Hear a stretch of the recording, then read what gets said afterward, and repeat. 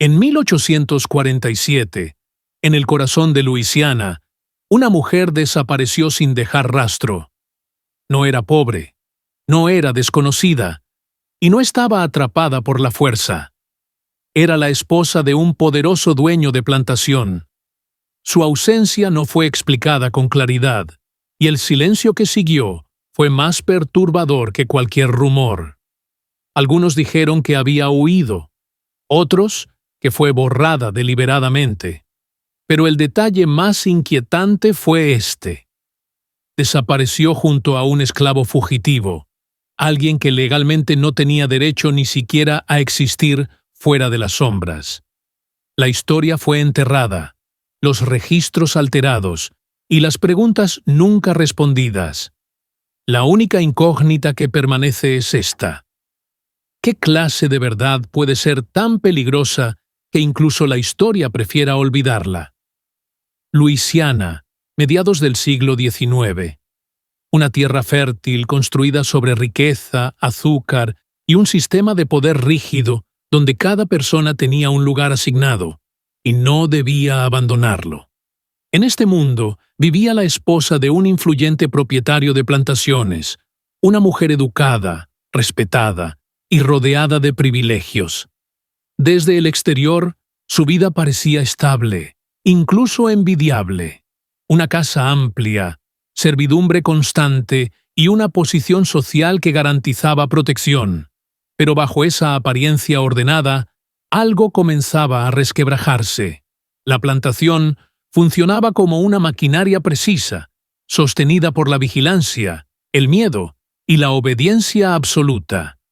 Ella observaba ese mundo desde una posición elevada, pero no ajena al conflicto. Cada día era testigo del sufrimiento silencioso que sostenía su comodidad. Entre los trabajadores esclavizados, uno en particular comenzó a destacar, no por desafío abierto, sino por una presencia inquietante que rompía el orden invisible de la plantación. A medida que los meses pasaban, el ambiente se volvía más tenso. Su matrimonio, aunque intacto ante la sociedad, se había convertido en una estructura fría y distante.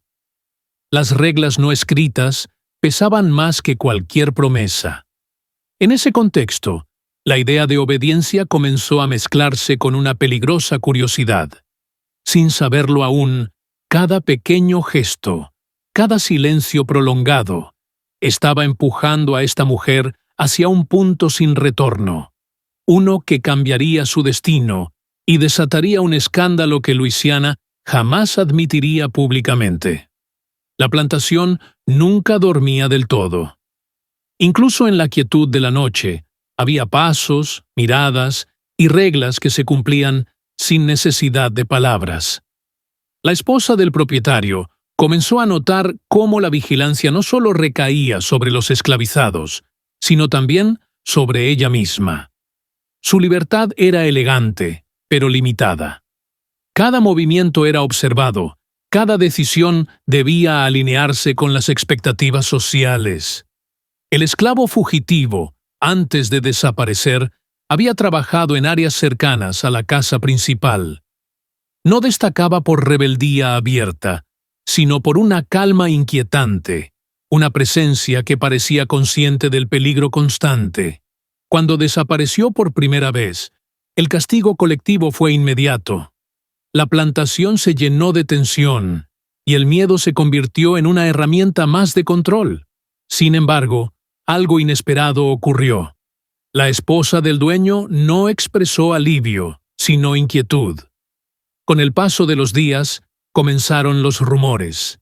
Se hablaba de miradas prolongadas, de rutas internas de la plantación que solo unos pocos conocían, de decisiones que no coincidían con la lógica del poder.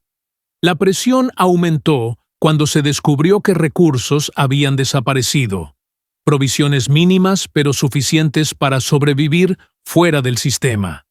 Nadie podía probar nada, pero la sospecha se expandía lentamente. La noche de la desaparición final fue silenciosa, demasiado silenciosa. Al amanecer, la casa principal estaba intacta, pero ella ya no estaba.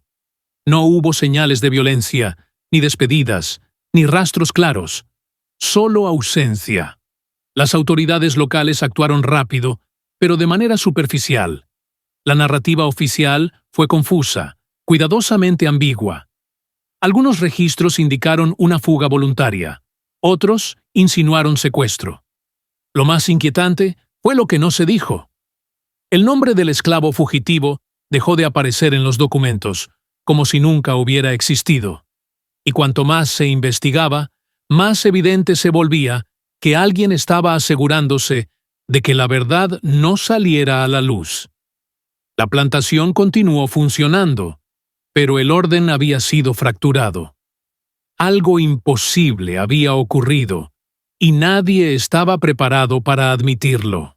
La realidad se volvió imposible de ignorar cuando las búsquedas se detuvieron de forma abrupta.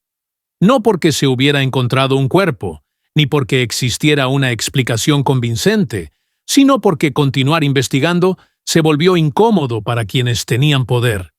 En privado, algunos aceptaban lo impensable. Ella no había sido tomada por la fuerza. Había elegido irse. La idea era inaceptable.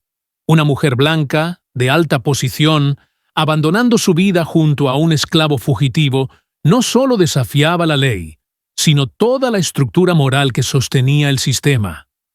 Admitirlo significaba reconocer que el control no era absoluto, que la obediencia podía romperse. Los registros comenzaron a cambiar. Fechas alteradas, nombres omitidos, rutas borradas.